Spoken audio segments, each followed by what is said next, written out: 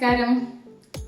ఈరోజు మనం వినాయకుడు నవరాత్రులు జరుగుతున్నాయి కదా, ఆ స్వామివారి నవరాత్రులు వైశిష్ట్యం గురించి, అది మన లైఫ్లో దాని ఇంపార్టెన్స్ ఏంటి అనేది తెలుసుకుందాము.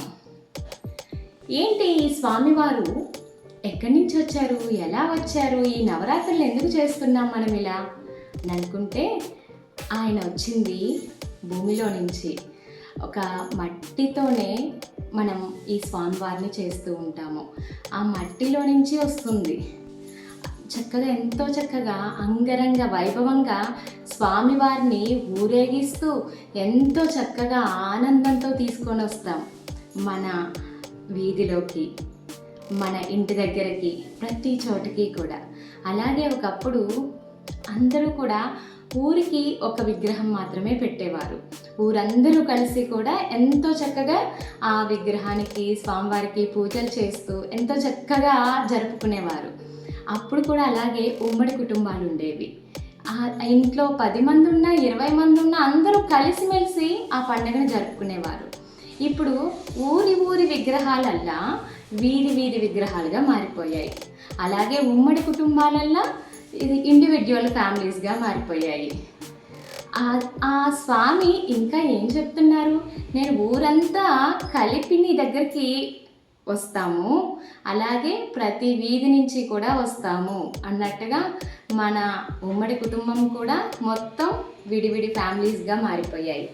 ఇంకా స్వామివారికి మనం ఆయన్ని విగ్రహ ప్రతిష్టాపన చేసిన దగ్గర నుంచి ఎన్నెన్ని రకాల పూజలు చేస్తాము, ఎన్ని ప్రసాదాలు పెడతాము, ఎంత ఆనందంగా ప్రతిరోజు కూడా ఎన్నో రకాలుగా కుంకుమ పూజలు, స్తోత్రాలు, నామాలు అన్నీ కూడా స్వామివారిని ఎంతో ఆనంద పరవశంలో ముంచడానికి చేస్తూనే ఉంటాము.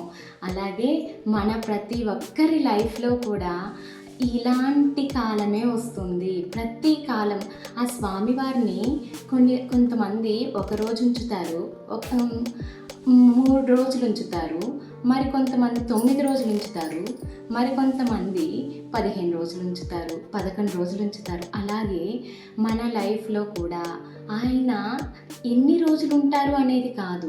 మన లైఫ్ కొంతమందికి 10 సంవత్సరాలే ఉండొచ్చు, కొంతమంది 30 సంవత్సరాలు బతకచ్చు, ఇంకొంతమంది 50 సంవత్సరాలు బతకచ్చు, ఇంకొంతమంది 90 సంవత్సరాలు బతకచ్చు, అంతకంటే ఇంకొంతమంది 110 సంవత్సరాలు. అంటే ఆయన కూడా ఇలాగే మనకి రోజుల లెక్క, మన జీవితంలో సంవత్సరాల లెక్క వస్తున్నాయి. అలాగే ఆయనని ప్రతిరోజు మనం ఎలా చూసుకుంటున్నామో, ఎంతో చక్కగా అతిథి మన దగ్గరికి వచ్చారు, ఆ స్వామివారు వచ్చారు, ఎన్నో పూజలు చేస్తూ ఎంతో ఆర్భాటంగా ప్రతిసారి సంతోషంగా ఉంచడానికి చూస్తున్నాం. మనం కూడా తల్లి కడుపులో నుంచి ఆ భూమి మీదకి అలాగే వచ్చాము. ఇలా కొన్ని సంవత్సరాలు ఉండడానికి వచ్చాము. అలా వచ్చినప్పుడు ఎంత ఆనందంగా మన తల్లిదండ్రులు మనల్ని పెంచుతూ ఉంటారు, ఎంతో చక్కగా పెంచుతారు కదా. అన్ని రకాల ఫుడ్ పెడుతూ ఉంటారు, ఎంతో వైభవంగా చూస్తారు. మనకి పుట్టినరోజు పండుగలు, అన్ని రకాల పండుగలు చేస్తూ ఉంటారు. ఆ స్వామి మనకి చెప్పకనే చెప్తున్నారు, నేను ఎలా వస్తున్నానో ఈ నవరాత్రుల్లో, నువ్వు కూడా ఈ భూమి మీదకి అదే విధంగా వచ్చావు. నేను ఎలా ప్రతిరోజు ప్రతి నిమిషం పండుగ జరుపుకుంటూ ఉన్నానో, నువ్వు కూడా నీ లైఫ్లో ప్రతి క్షణాన్ని అనుభవిస్తూ పండగలా చేసుకో అని.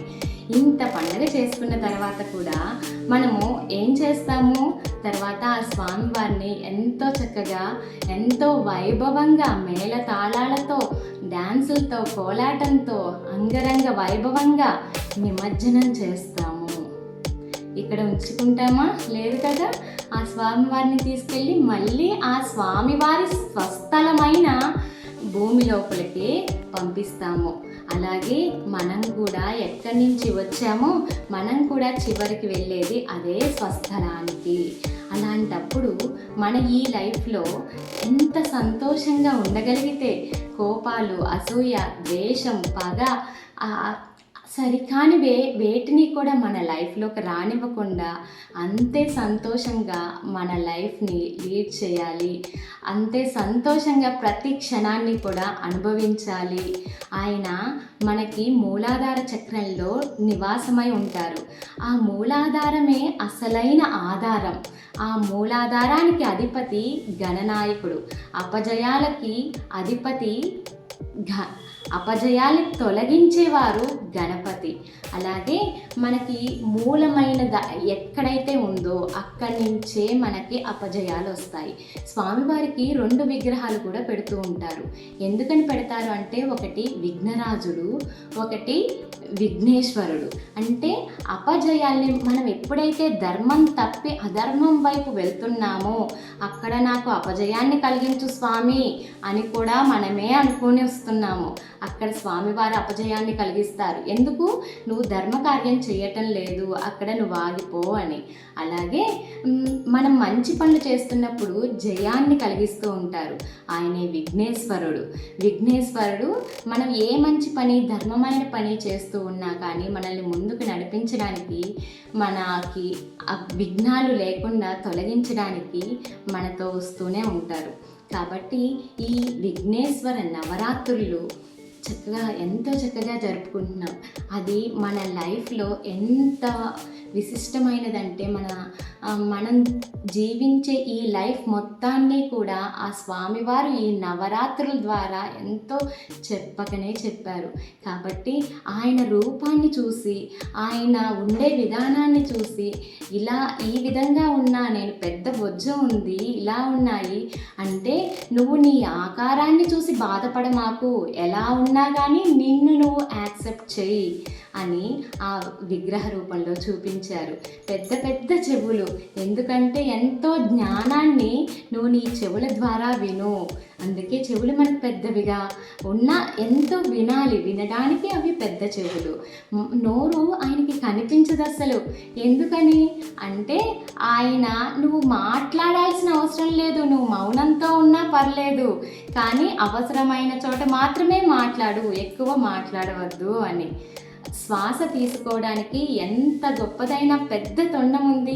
ఎంతో చక్కగా శ్వాస తీసుకోవచ్చు. అంటే నీ శ్వాసకి అంత ఇంపార్టెన్స్ ఇచ్చారు. అది లేకపోతే మనం ఉండలేము. కాబట్టి నీ శ్వాసని ఎంతో చక్కగా కడుపు నిండుగా తీసుకో. ప్రతి నరనరాల్లోకి మనకి వెళ్ళేది అదే శ్వాస. దానికి కృతజ్ఞత చెప్పు. ఈ స్వామివారి తన రూపం ద్వారా కూడా మనకి ఎంతో జ్ఞానాన్ని అందిస్తున్నారు. కాబట్టి ఈ నవరాత్రుల్ని ఎంతో ఆనందంగా జరుపుకున్నట్టే మన జీవితాన్ని కూడా అంత వైభోగంగా గడపడానికి ప్రయత్నిద్దాం. ఎప్పుడూ కూడా సంతోషంగా ఉండడానికి కృషి చేద్దాం. ఇంతటి జ్ఞానాన్ని అందించిన పరమ గురువులందరికీ కూడా శతకోటి వందనాలు. Thank you.